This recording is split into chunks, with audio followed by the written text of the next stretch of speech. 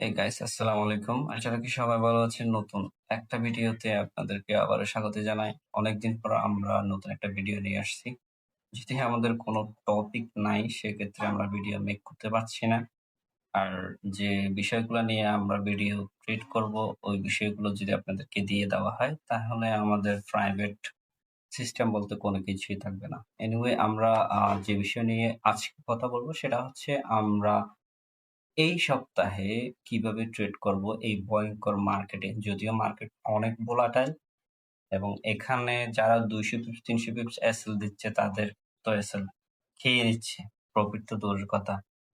আর এরকম ভোলাটাইল মার্কেটে ট্রেড না করাই উত্তম। এখন অনেকেই জিজ্ঞাসা করতেছেন ভাই আপনি এরকম ভোলাটাইল মার্কেটে কিভাবে এসএল চড়ে দিচ্ছেন, 40 পিপস 50 পিপস 30 পিপস পর্যন্ত এসএল দিয়ে কিভাবে ট্রেড করতেছেন।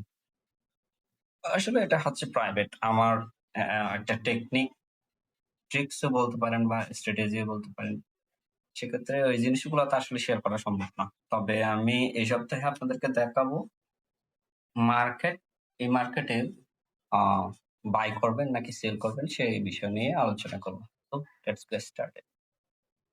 তো আমরা প্রথমে যদি দেখি আমরা মান্থলি ক্যান্ডেলটা একটু দেখি নি। ওকে, মান্থলি ওকে, মান্থ যদি আমরা মান্থলি ক্যান্ডেলটা যদি হিসাব করি আমাদের মান্থলি ক্যান্ডেল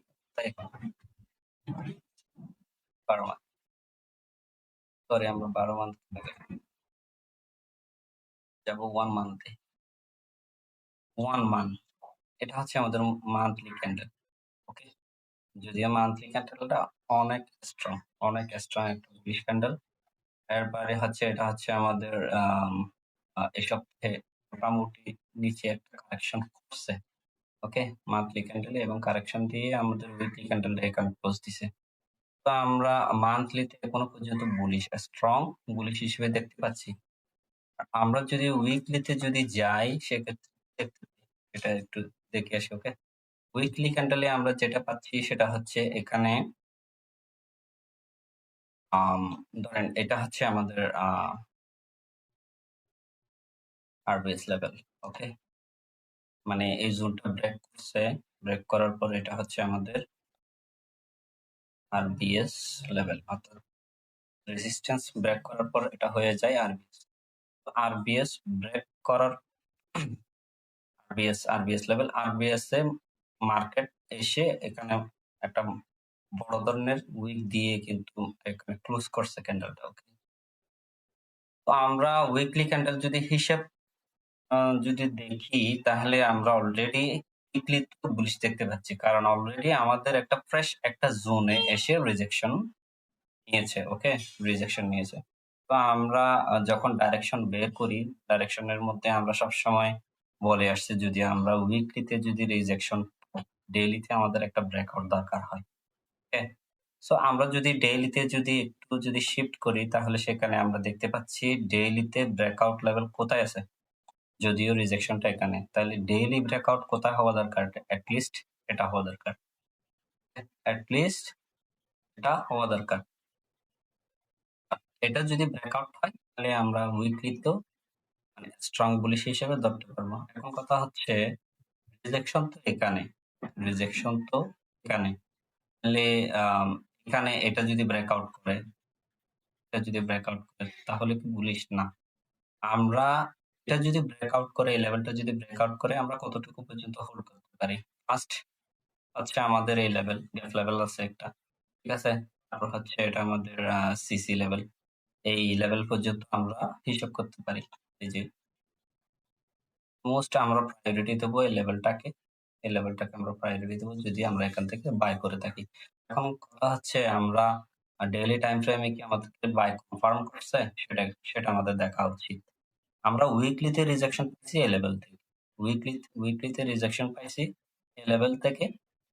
তো যদি ডেইলি হিসাব করি ডেইলিতে আমরা এখানে একটা জোন ক্রিয়েট হয়েছে, একটা লেভেল ক্রিয়েট হয়েছে, সেটা হচ্ছে আমাদের এনগালফিং সাপোর্ট, রাইট। এই এই জায়গাতে এসে ডেইলিতে এই জায়গাতে এসে একটা রিজেকশন হয়েছে, এই জায়গায় রিজেকশন হয়েছে। তাহলে ডেইলি যদি হিসাব করি ডেইলি আমাদের তারা কি বুলিশ আসবে। সো ডেইলিতে বুলিশ আসার জন্য বা ডেইলি বাইস হওয়ার জন্য, ডেইলি বাইস বুলিশ হওয়ার জন্য আমাদের যে কন্ডিশনটা দরকার সেটা আমরা 4 আওয়ারে খেলে বুঝতে পারবো। ওকে। তো আমাদের রিজেকশনটা এখানেই ছিল, ব্রেকআউট এই জায়গায় হইছে। ওকে। ব্রেকআউট এই জায়গায় হয়ে গেছে, রিজেকশন এইখানে, অর্থাৎ ডেইলি রিজেকশন এখানে, ব্রেকআউট এই জায়গায়। তাইলে আমরা এখানে আমাদের কন্ডিশন অনুযায়ী এটা আমাদের ব্রেকআউট, রাইট? এটা আমাদের ব্রেকআউট।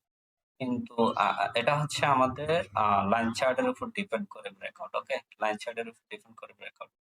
লাইন চার্ট ছাড়া যদি আমরা যদি ব্রেকআউট খুঁজি, মানে ফিউর ব্রেকআউট যদি খুঁজি, তাহলে আমাদের ফিউর ব্রেকআউটটা এখানে হয়। ফিউর ব্রেকআউট এখানে হয়। তো আমরা 4 আওয়ার টাইম ফ্রেমে যেটা দেখতে পেলাম সেটা হচ্ছে আমাদের অলরেডি ব্রেকআউট হয়ে গেছে এই জায়গায়। ওকে, এই জায়গায় আমাদের অলরেডি ব্রেকআউট হয়ে গেছে। তাহলে আমরা যদি এই জায়গায় যদি ব্রেকআউট হয়ে যায়, হ্যাঁ, মানে বস হয়ে গেছে, আর মার্কেটের স্ট্রাকচার শিফট করুক বা যেটাই করুক, তো মানে ডেইলিতে এখন আমরা যেটা পেয়েছি সেটা হচ্ছে বুলিশ। এখন কথা হচ্ছে আমরা কোন জোন থেকে বাই করব। তো ডাইরেকশনাল সিস্টেম অনুযায়ী যখন আমাদের বাইস যখন বুলিশ হবে, ওকে, ডাইরেকশন যখন বুলিশ হবে, আমরা সবসময় 4 আওয়ার, যেহেতু এখন 4 আওয়ার টাইম ফ্রেমের মধ্যে তেমন মার্কেট কিন্তু আসতেছে না, মার্কেট খুবই এগ্রেসিভ, যেদিকে যাচ্ছে সেদিকে এরকমই হচ্ছে। 4 আওয়ার টাইমে যেহেতু আসতেছে না, আমরা মোস্ট অফ দ্য টাইম যেটা করি সেটা হচ্ছে আমরা 1 আওয়ার টাইম ফ্রেম ইউজ করে থাকি। 1 hour frame, okay. 1 our time ফ্রেমে যদি আমরা চলে যাই, আমরা একটা জিনিস এখানে লক্ষ্য করি। এখানে দেখেন বড় বড় মুভমেন্ট গুলো কিন্তু এখানে আছে অলরেডি। 1 আওয়ার টাইম ফ্রেমের মধ্যে যদি আসি, আমরা একটা জোন পাই যেটা অলরেডি রিজেকশন জোন। এই যে অলরেডি একটা রিজেকশন জোন। ওকে, যে দেখেন 1 আওয়ার টাইম ফ্রেমের মধ্যে ধরেন এটা আমাদের একটা জোন, এই জোনের মধ্যে অলরেডি রিজেকশন পেয়ে গেছে এবং এখানেও যদি ক্যান্ডেল হিসাব করি একটা ব্রেকআউট হয়েছে। তাহলে আমরা যদি এই উইকে যদি আমরা যদি স্টার্ট করি, যদি আমাদের প্রথম এন্ট্রি লেভেল থাকবে এই জায়গায়। ওকে, এই জায়গা থেকে, যেহেতু এই জোনটা অলরেডি একবার রিজেকশন হয়েছে, ওকে, এই জায়গা থেকে আমাদের কি বের করতে হবে? বাই বের করতে হবে। ওকে, এই জায়গা থেকে আমাদের একটা বাই সেটআপ বের করতে হবে। তো যারা যেভাবে পারেন, আমিও শুধুমাত্র জোনগুলো আপনাদেরকে মার্ক করে দেব, আপনারা যেভাবে পারেন সেভাবে অ্যানালাইসিস করে জোনগুলো ছোট করে নেবেন, ঠিক আছে? তারপর হচ্ছে সেকেন্ড, এটা সেকেন্ড লেভেল হচ্ছে আমাদের এটা। এটা হচ্ছে আমাদের 1 আওয়ার টাইম ফ্রেমের 1 আওয়ার টাইম ফ্রেমের একটা গ্যাপ লেভেল অলরেডি ইউজ, যদিও এই লেভেলটা ইউজ হওয়ার পরও এই লেভেলটাকে সেকেন্ড টাইম ইউজ করছে। ওকে, এই জন্য এই লেভেলটা আমাদের জন্য একটা স্ট্রং একটা লেভেল, ইউজ হওয়ার পরে এটা 2 টাইম ইউজ হয়েছে এই জন্য। তো এটা 2 টাইম ইউজ হওয়ার বলার রিজনটা হচ্ছে, আমরা জানি কোন গ্যাপ লেভেলে যদি ক্যান্ডেল দিয়ে যদি উইক দিয়ে যদি টাচ করে এবং ওই ক্যান্ডেলটা যদি বুলিশের বেলা যদি এটা যদি আমাদের বুলিশ ক্যান্ডেল হতো, তাহলে এটাকে আমরা সিসি বলতাম, গ্যাপ লেভেলের সিসি। যদিও এখানে এটা ক্যান্ডেল ক্লোজ করছে আমাদের বেয়ারিশ ক্যান্ডেল হিসেবে এবং নেক্সট ক্যান্ডেল এখানে এগেন টাচ করে আবার বুলিশ সেক্ষেত্রে এটা আমরা 50% পিপি হিসেবে চান্স ধরতে পারি। ওকে, মার্কেট এখান থেকে আসলে কত? এটা 49 29 এই লেভেল থেকে মার্কেট আপ যাওয়ার পসিবিলিটি আছে। এখন সবচেয়ে বেস্ট একটা লেভেল আমি আপনাদেরকে দেখাবো, সেটা হচ্ছে এটা। সেটা হচ্ছে আমাদের এই লেভেলটা। ওকে, লেভেলটা আমাদের বেস্ট একটা লেভেল এন্ট্রি নেওয়ার জন্য, কারণ হচ্ছে মার্কেটের ফার্স্ট মুভমেন্ট এরিয়া এটাকে ব্রেক করে চলে গেছে। যদি এটা ইউজ হয়ে গেছে সিসি, তবে এই সিসি হলেও এই কিছুক্ষণ আগে যেটা বলছিলাম, মানে গ্যাপ লেভেলের মধ্যে যদি বুলিশ ক্যান্ডেলের কি থাকে, আমাদের রিজেকশন থাকে, তাহলে এটা হয় আমাদের গ্যাপ মানে সিসি, গ্যাপ লেভেলের সিসি। সো ওসিএলস সাথে যদি আমাদের সিসি যদি থাকে, ওই লেভেলটাও আমরা ইউজ করতে পারি। এখন কথা হচ্ছে মার্কেট কি এখানে আসতে পারে?